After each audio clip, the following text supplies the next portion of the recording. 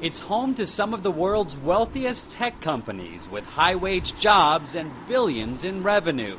But on the other side of the Silicon Valley, the working poor are waiting in line at the local food bank. Blueberries, lettuce, peanut butter.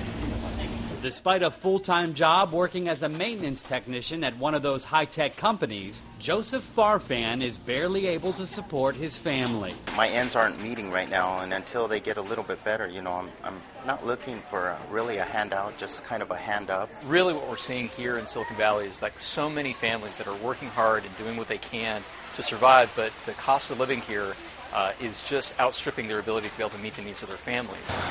For some, the so-called Google bus has become the symbol of income inequality. The commuter buses pick up young, well-paid tech workers, driving up housing costs in traditionally working-class neighborhoods. Even buyers who have 20% down, which is pretty traditional, they're usually outbid because at this present time, people are putting 50% down at least, and all the way up to 100% cash, so it's very tough. Some Silicon Valley charities say the tech companies, which often donate to high-profile causes around the world, aren't as generous in their own community. About 2% or so maybe of what they have to give will stay in Silicon Valley. And it's then done in these little snippets of, oftentimes, not always, but in little grants like a $10,000 gift or a $5,000 gift. Well, that's not going to go very far. But Google says it has given nearly $60 million to nonprofits in the Bay Area in the past 3 years. The working poor say raising the minimum wage could help. You got to do what you got to do, because pride ain't going to feed you at the end of the day. 5 years ago, this food bank served about 35,000 people a year.